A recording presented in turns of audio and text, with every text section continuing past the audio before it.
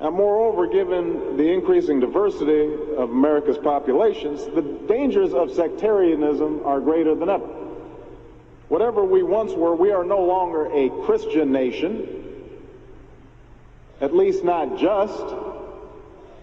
We are also a Jewish nation, a Muslim nation, and a Buddhist nation, and a Hindu nation, and a nation of non-believers.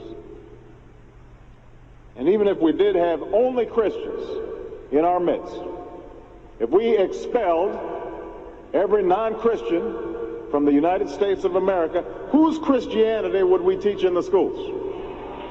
Would it be James Dobson's or Al Sharpton's? Which passages of Scripture should guide our public policy? Should we go with Leviticus, which suggests slavery is okay, and that eating shellfish is an abomination? Or we could go with Deuteronomy, which suggests stoning your child if he strays from the faith? Or should we just stick to the Sermon on the Mount, a passage that is so radical that it's doubtful that our own Defense Department would survive its application?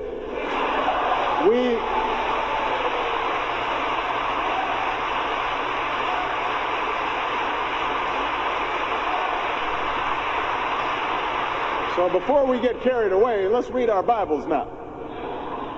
Folks haven't been reading their Bible. Which brings me to my second point. Democracy demands that the religiously motivated translate their concerns into universal rather than religion-specific values. What do I mean by this? It requires that their proposals be subject to argument and amenable to reason. Now, I may be opposed to abortion for religious reasons, to take one example, but if I seek to pass a law banning the practice, I can't simply point to the teachings of my church or evoke God's will. I have to explain why abortion violates some principle that is accessible to people of all faiths, including those with no faith at all. Now, this is going to be difficult for some who believe in the inerrancy of the Bible, as many evangelicals do. But in a pluralistic society, we have no choice. Politics depends on our ability to persuade each other of common aims based on a common reality.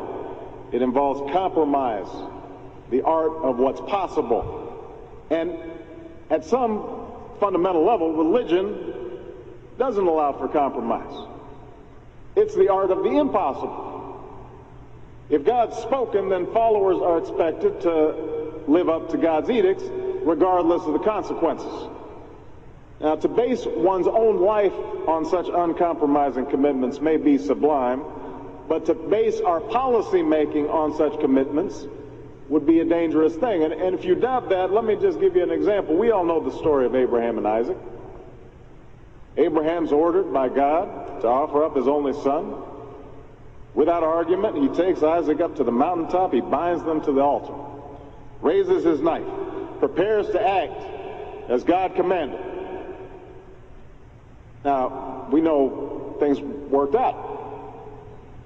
You know, God sends down an angel to intercede at the very last minute. Abraham passes God's test of devotion.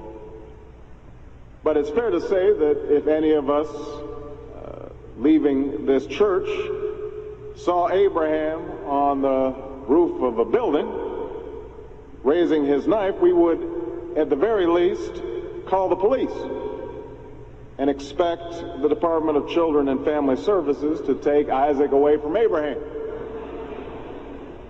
We would do so because we don't hear what Abraham hears.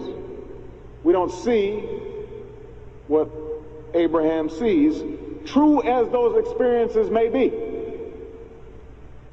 And so the best we can do is act in accordance with those things that we all see and that we all hear, be it common laws or basic reason.